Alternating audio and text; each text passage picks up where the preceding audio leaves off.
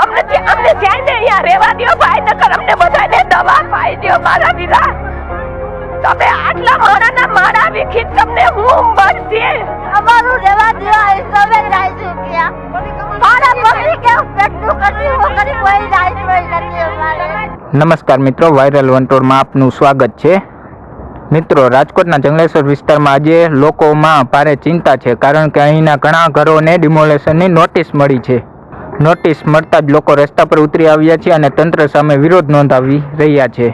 સ્થાનિકો કહે છે, અમે 40 વર્ષથી અહીં રહીએ છીએ, અચાનક જ ઘર તોડી નાખશો તો અમે ક્યાં જઈશું?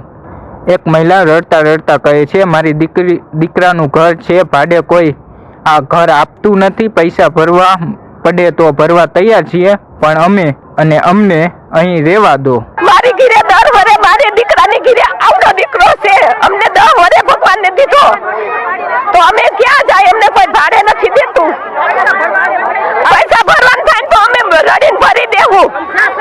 અમને ક્યાંય ને અહીંયા રહેવા દો ભાઈ, નકર અમને બધાને દવા પાઈ દો મારા વીરા. તમે આટલા માણાના માણા વિખી તમને હું મળશે. આ કેટલા હેરાન થાય છે. ખાધું નથી ભાઈ, આટલા માણાના માણા વિખો છો શું કામ મારા ભાઈ? અમને જેને જોતું હોય ને તો અમને કાયદેસર કરી દો, અમે એ ભરવા તૈયાર છીએ. બાકી અમારું મકાન પાડવા અમે તૈયાર નથી. મરવું પડે ને તો અમે મરી જાવું. અમારી જિંદગીની કમાણી અમે એમાં નાખી છે. અમારી જિંદગીને આવડાને મોકલી અને ધંધે જતા હતા, કારખાનામાં જતા હતા, ઘર કામ કરતા હતા અને અમારું મકાન કર્યું. અમે કામ કરીશું, ઘર કામ કરીને ખાઈશું, બધું કોઈ નથી તો અમારે એકલી ભાઈ બહાર દીધા કામ કરું છું.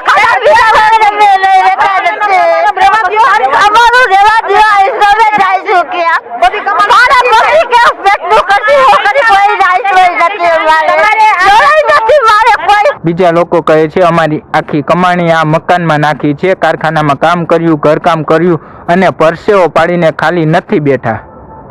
આ મામલે લોકોનો રોષ હવે ભાજપ સામે પણ જોવા મળી રહ્યો છે. લોકો કહે છે, અમે વર્ષોથી ભાજપને મત આપ્યો હતો અને આપીએ છીએ, પણ હવે એ જ લોકો અમારા ઘર તોડવા આવ્યા છે. અમે રાજકોટ શહેર ભાજપને 4 કોર્પોરેટરોએ રજૂઆત કરી છે અને એમણે પણ શહેર પ્રમુખશ્રીએ પણ કીધું છે કે 2 દિવસમાં નિર્ણય આવશે. એટલે શું લાગે છે, શું થવું જોઈએ, તમારી શું માન્યતા? જે આજી રિવરફ્રન્ટમાં કે ટીપીના ટાઉન પ્લાનિંગના રોડમાં ન આવતું હોય તો એવા લોકોને ડિમોલેશન ન કરવું જોઈએ. સ્થાનિક કોર્પોરેટરે પણ આ મુદ્દે ડિમોલેશન ન કરવા માટે પત્ર લખ્યો છે. શહેર ભાજપના પ્રમુખે કહ્યું છે 2 દિવસમાં નિર્ણય આવશે. હવે સૌથી મોટો સવાલ એ છે, આ 2 દિવસમાં શું નિર્ણય આવશે? શું ગરીબો પર દયા રાખવામાં આવશે કે પછી ડિમોલેશન ચાલુ રહેશે? સરકારી જમીન પર મકાન કરવું ખોટું છે, પણ 40 વર્ષથી રહેતા લોકો કહે છે, અમે પૈસા ભરવા તૈયાર છીએ, પણ અમને કાયદેસર મકાન કરી આપો, અમારા ઘર ન પાડો કે ન તોડો. હવે આગળ શું થશે એ બધું આવનારા દિવસોમાં ખબર પડશે. આ મુદ્દે તમારું શું માનવું છે કોમેન્ટમાં જરૂર લખજો.